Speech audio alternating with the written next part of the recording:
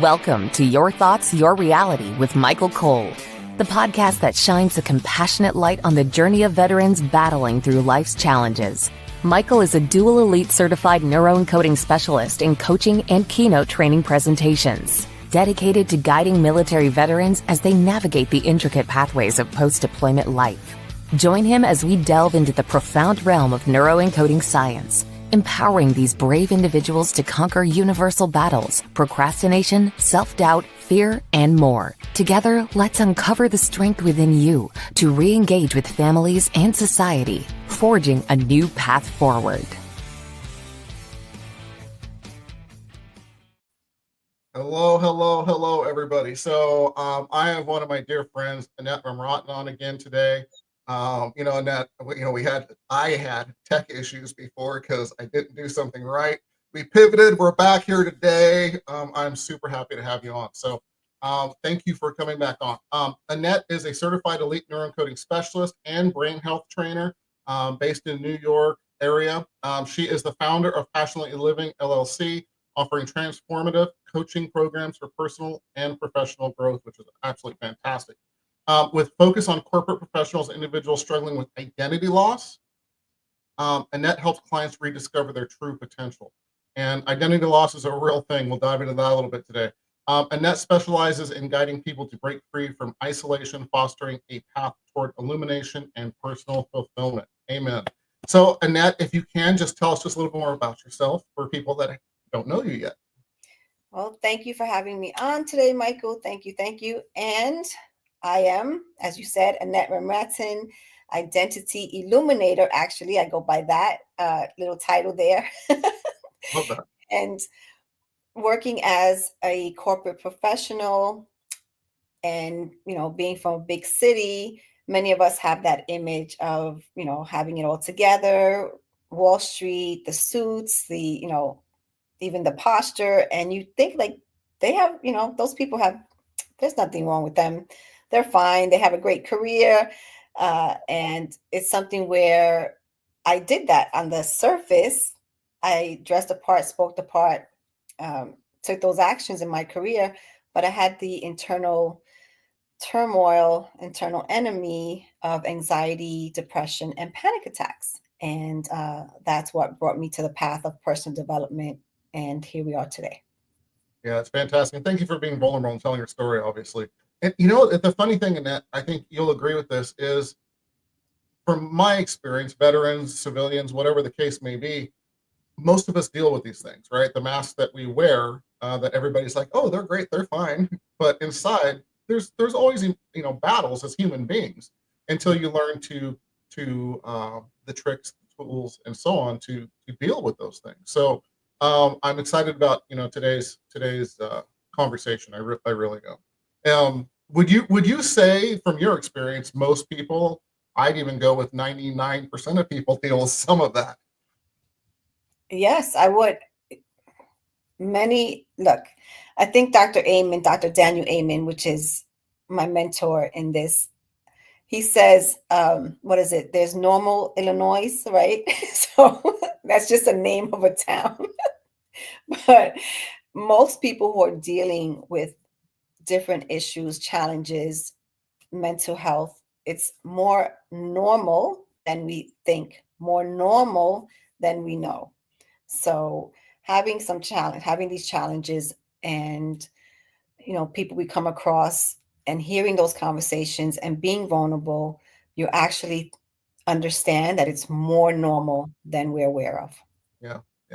And, take that in, everybody, because it's more normal than you think. So you're not alone. Let's start there. We're talking about isolation, right? Let's just start there.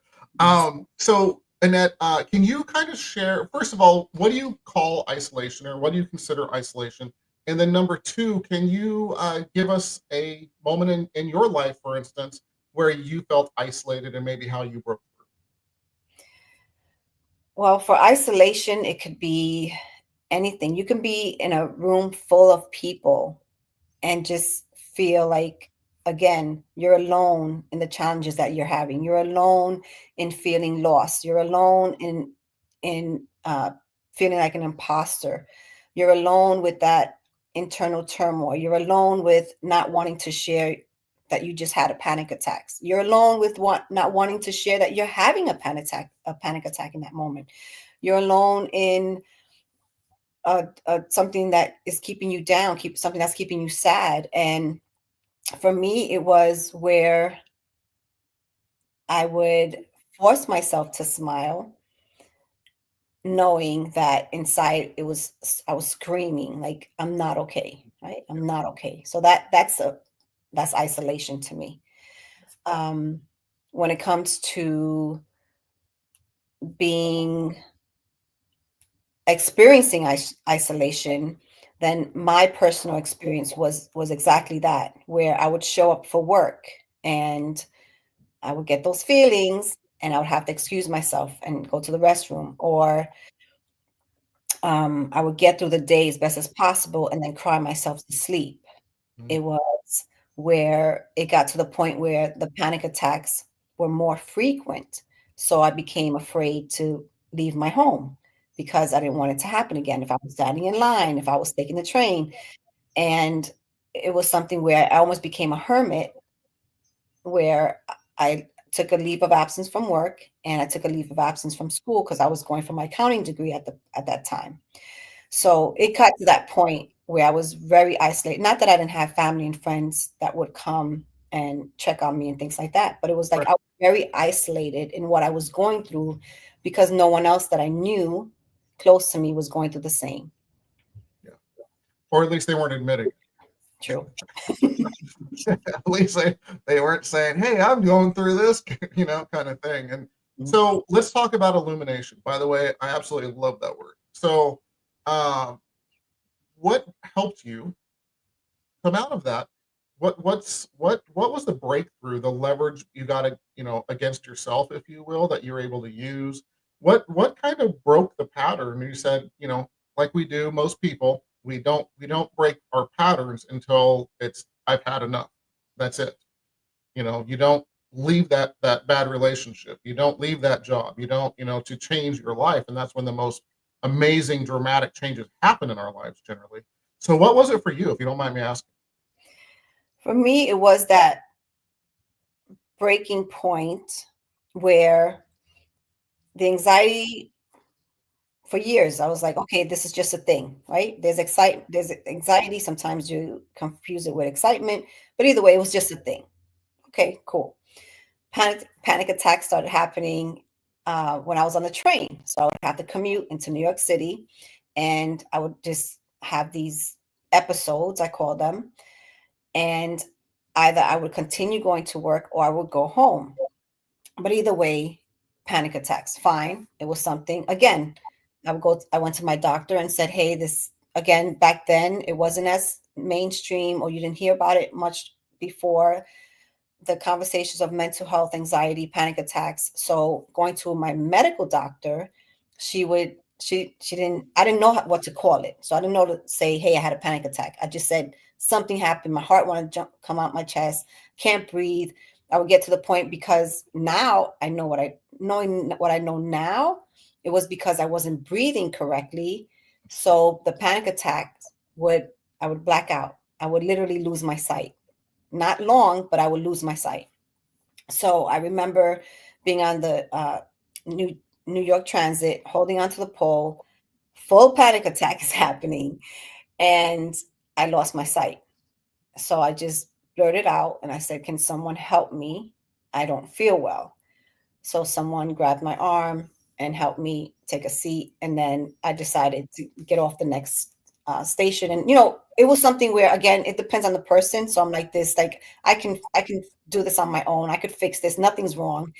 And speaking to my medical doctor, I would tell her about what was happening, and she didn't give it a label. She would just say, I'm going to check you out. And with those, whether it's blood work, whatever it would be, everything came back normal. Right. So I had no answers. In a span of 10 years, and the reason I'm saying this is because it was a decade of my life where I had no answers, I had no label, I had nothing to go on other than these things would happen. In dealing with that, it was where depression kicked in because I lost my mother at 24. So that took me down a very difficult path, but I was again hiding it from the world. Right. I didn't address her loss. You know, I didn't mourn. I didn't give myself time to mourn. You know, I just kept, for me, keeping busy keeps the mind Right. off the subject. So, I mean, when I tell you I got into so many projects, and that's why I became an accountant. I literally went to the university and said, I need something to keep my mind busy. And she said, you know, whatever, long story short, the conversation went from, there's finance. I said, I'm great with numbers. She said, there's finance, there's accounting. Accounting would be very challenging if you're working full time. And I was like, I'm in, I don't care. So I was working full time, went back to school full time. This is my medicine. Just give it to me. Yes, exactly. So with that being said, it was something where my breaking point was, I have all this stuff, I'm hiding from the world, but your body and your brain, when they have enough, they had enough. And that's what happened. My brain, my mindset, my thoughts were so overwhelming.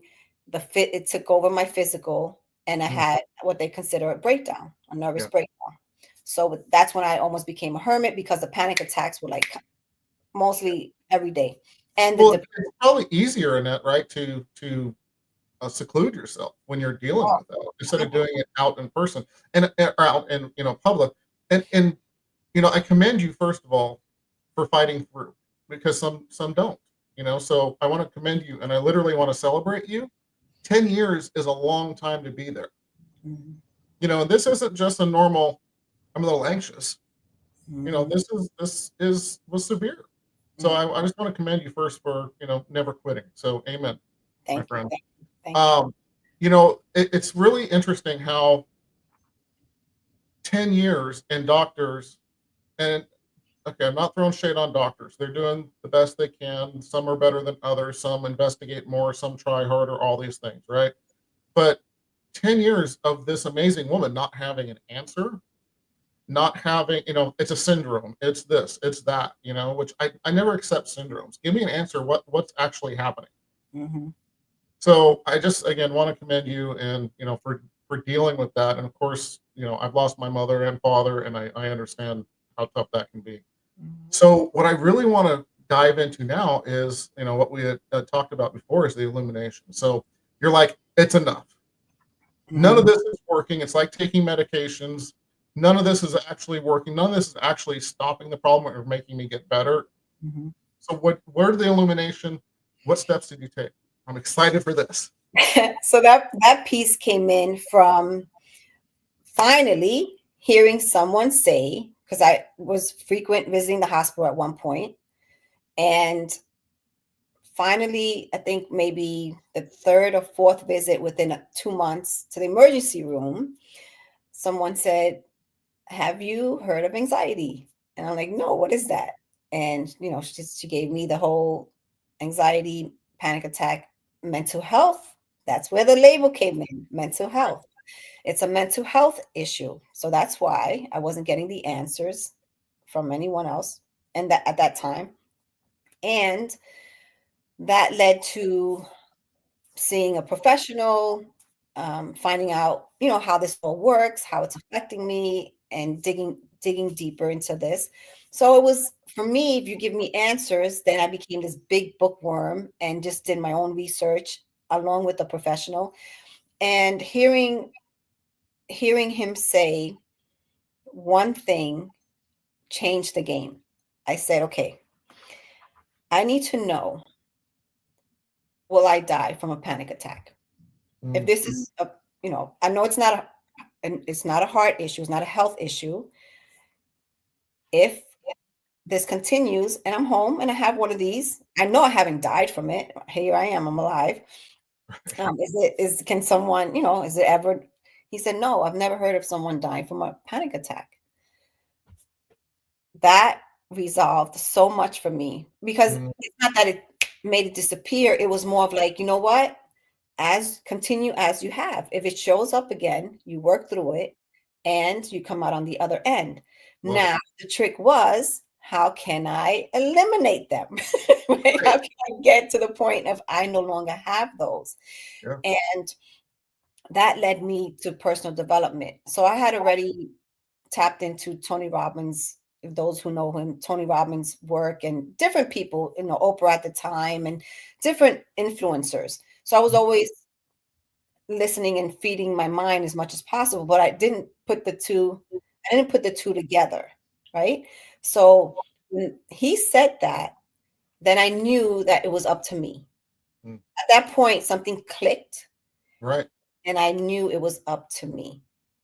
Not saying that other things don't help, but ultimately, what can I do to get to the other side? So that just led to, again, personal development, getting involved, reading books, speaking more about it, speaking to people. Then I was like, I spoke to anyone and everyone. Hey, I'm going through this. Do you know? And panic attacks and anxiety and medication and therapy. And so I was so open to having conversations. And that's when I heard more and more, hey, I know someone that's dealing with that. My mom deals with that. My aunt deals with that. My coworker. And it was so freeing to, like you said, I wasn't alone. Yeah. So that led to the path of illumination. I think it's so fantastic, that one doctor changed all of it, because I'm not going to die from it, and probably alleviated so many concerns, because when you're in that spin, all kinds of thoughts go through your head, Oh my gosh. especially if you're starting to black out, can't see. I mean, I can't even, I literally, I can imagine it, but obviously I don't know it, right? I've not done it. I've not been there. So I can just imagine, and I literally, your brain going, I could die right now, until you knew. Mhm. So that's fantastic, first of all. And kudos to that doctor that helped you with that one sentence, Mhm. that broke you free from that chain, which is fantastic. Mhm. So let's talk more about like veterans and moving forward, their families, civilians. We all, again, can use these tips. So what tips would you say would you start with to get out of isolation, to get out of that spin cycle, if you will? Let's start there, and then of course we'll walk through all the way to the illumination if we can. So there's many things that you can learn about yourself. Let's start there. So being your biggest student of yourself. What is it that's keeping you in isolation? So one of the things for myself was that fear. Fear was a big indicator of, I don't want this to happen outside. I don't want to go through that episode again. I want to be in the comfort of my home. Then so being honest, very honest with what fear comes up for you. Mm. Second would be, why do you think this is happening? Being honest. Was it that you have a bout of depression? Is it that you had a trauma that keeps showing up? What is it that is affecting you? What triggers are there? So for me, I would say it was things as growing up where different things that I saw and the way it affected my nervous system and things that we hold in our nervous system over time, and Absolutely. it builds up. And then, you know, if it wasn't resolved or even addressed, how can I resolve it? How can I start to address these things? Then there's, something significant emotional experience that happens for people, right? Different things that happen. So for me, it just happened to be the loss of my mother. That just changed my world, turned it upside down. And then it was more of having those tough conversations with myself, like, hey, that loss caused this, but how can I switch that around so that I can move forward? Then there's the being vulnerable and having those uncomfortable conversations with your loved ones, with those closest to you.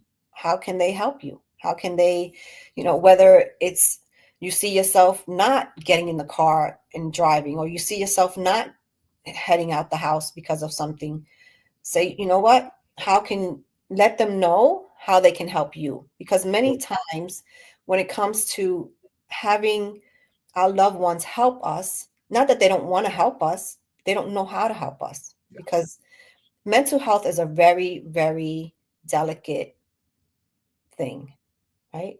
And the stigma that that word brings, or that term brings, sometimes people shy away versus coming in, right? So one of the things I heard that I love, again, from Dr. Amen, was an article he wrote about, when someone has cancer. So you hear about someone having cancer, and they're like, oh, how can I help you? And they're like, they go towards you, right? Mhm. Versus when they hear, oh, that person has this mental health, they're like, oh, they might feel sorry for you, they might sympathize, they might want to help, but until you have that conversation as to what it is you need for their help, then you can all come together and make it better, right? So for me, it was more of, speaking to my dad, speaking to my cousins, my aunts and stuff, and saying, you know what, if someone can show up and, just come visit me, or just come with me to an errand I need to run, in case this happens, I feel more comfortable. So Yeah, it's love things like that. Then it was going back. So the fear of going back to work, or the fear of going back to school for me, I just had to go and do it, right? So went back into work and thought to myself, you know what? If I have an episode on the train again, I asked for help before, I'll ask for help again. I didn't die from it. I just kept saying, I didn't die from it. I didn't die from it. And then when things would show up for me, I would find a quiet place. So meditation, I would go, like, literally working in Manhattan. I found, and again, I'm not putting my faith on anyone, but I found the closest church. There was a church a block away. I would go and sit in silence, it. regroup. Absolutely love So it's things that, what is it that you can do? What actions can you take? And they can be small ones, even in the morning. Now, for me to say I never have panic attacks, pretty close. I don't remember what was my last one. But anxiety, does it show up? Absolutely. So I've learned that I can control the anxiety so it doesn't boil up to the panic attack. So that's where I keep it. And love it. when that anxiety starts to show up, then I check myself, right? What am I thinking? What can I do in this moment? Can I go take a gratitude walk, being grateful, right? That's my word over there. Can I go take I know it's all weird. Yeah, that's fantastic. And let me ask you this: literally, the people that are around you, that love you and you love them, your support system, let's call it that, and that could be work, that could be home, of course, your amazing boyfriend, all these things, right? How often have you had a real conversation with somebody? And there's a reason I'm asking this. Real conversation about mental health. And I want to say mental health goes both ways, okay, negative and positive. So when you say mental health, the stigma needs to go. It's just mental health, just like brain health, just like heart health. right? How many times did you have a real conversation to somebody, letting them know this is what I'm dealing with, and this is how you can help, because I can use your help here and there, and of course your job, all those things. How many times you say, "Oh yeah, no, that's ridiculous, and I'm not doing that"? Never, never, Exactly. never. Exactly.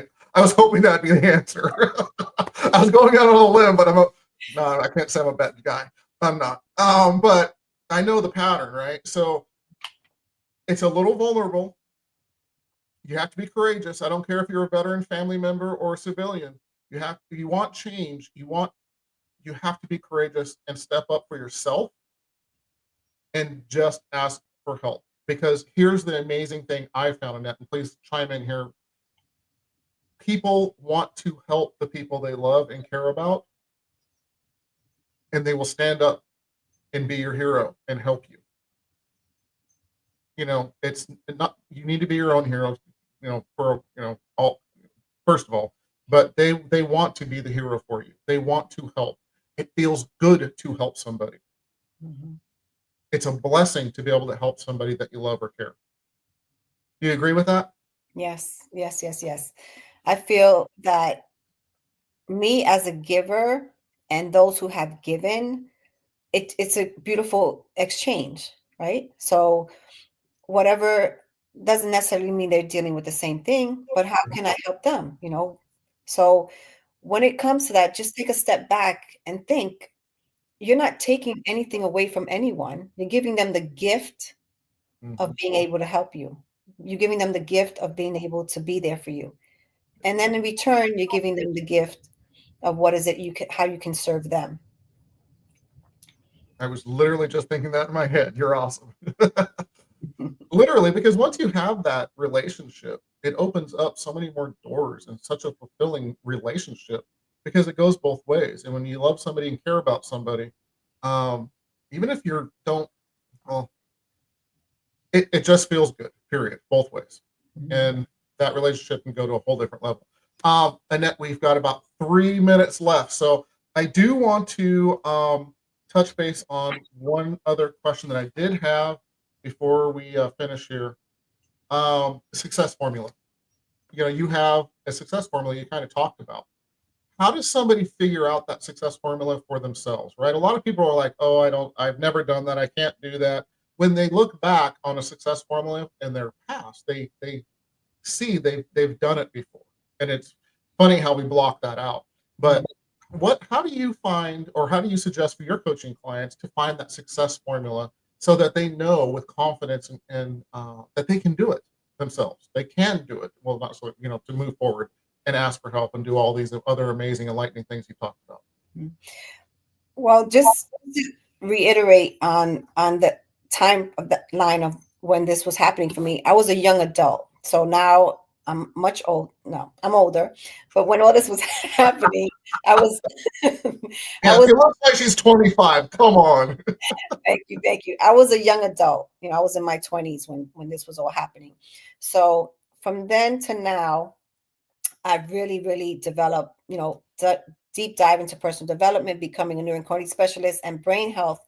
It has, like, I wish I would have known what I know now then, right? There's many things that we say that about. But with that being said, it's something where what can you, sorry, I lost my train of thought. You wish what you knew now, you knew then. In doing that, and But what what are those tools and strategies that you can implement? So for me, every day I tap into some kind of tool, some kind of strategy to get me even further and be able to illuminate what I'm trying to do with things. So I just want to say this to your audience, if you don't mind, Michael, please. I highly, highly, highly recommend this book, Change Your Brain Every Day with Dr. Daniel Amen. This will not only, and it doesn't mean that you have a challenge. We all have a brain. So let's love on our brain and let's optimize our brain. And that's an extremely, extremely great tool to have. absolutely. And I just want to say, first of all, I have that book as well. It's a fantastic book. And guys, just so you know, they're like one day at a time, literally. And Annette, I remember when we first met, Annette was going on doing daily lives with that book. And it was absolutely fantastic to watch and be involved in that, obviously. So check that book out. They're short reads. Literally, you can read them in 5 minutes. I don't think there's any takes longer than that, but it is a game changer. So thank you. So Annette, we are at the end of the show, my friend. So if you can give us 3 tips to get veterans and their families further faster. I would say if you can tap into gratitude, 5 things every day, 5 things you're grateful for. I would think that's a great tool.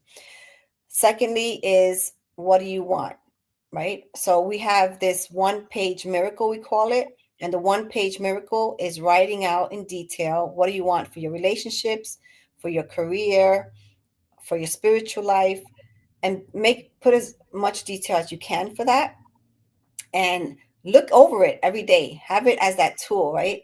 As that anchor. what am I doing? Is my behavior getting me closer to these things that I want? Right.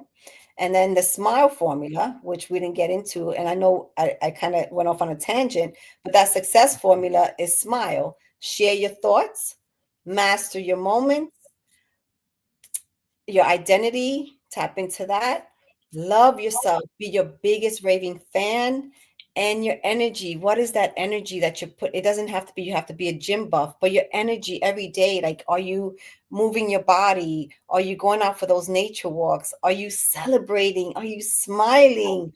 Are you making those connections? So with that being said, that SMILE formula is a success formula that I love to help my clients with.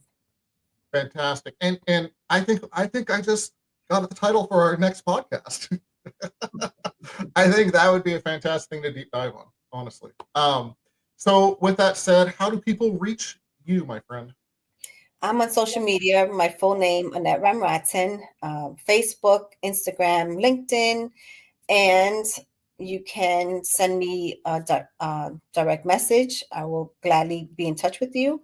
And also, we were going to talk about my twice a month. I have a group call. Everyone's invited. If you follow me, the post is there every 2 weeks. It's called 24 Facets of Further Faster. We have 24 hours in every day to be magnificent badasses. We have those facets, right? I do the analogy of a diamond, where that precious gem and the facets are within us. So let's illuminate them. Let's bring those out to the world. And further faster using neuroscience tools and strategies to get us further faster what we want sooner rather than later. Fantastic. Thank you so much. And people, reach out. Annette is an amazing soul. She's an amazing light in this world, and everybody can learn from this lady. So please feel free to reach out. With that said, I just want to make the announcement. Annette is our 99th episode. 99. Still can't believe that. So tomorrow we're going to, for our 100th celebration, we're going to have the amazing Joseph McClendon III on to celebrate with us. He's going to be dropping all kinds of bombs in a good way, golden nuggets, if you will. So please join us for that. And with that said, you have anything else, Annette? No, thank you. It was a pleasure. And congratulations to you on your show and 99th episode. I'm honored, and I can't wait to see your 100th one tomorrow. Thank you. Absolutely. Thank you. With that said, Annette, time is the most precious resource we have as human beings. We do not get it back. Thank you for spending some more time of your life with us to share and help create that ripple effect for people. Thank you so much. Thank you. You're welcome. All right. We are out of here. Thank you for joining us on another insightful journey of Your Thoughts, Your Reality podcast with your host, Michael Cole. We hope the conversation sparked some thoughts that resonate with you. To dive deeper into empowering your thoughts and enhancing your reality, visit empowerperformancestrategies.com.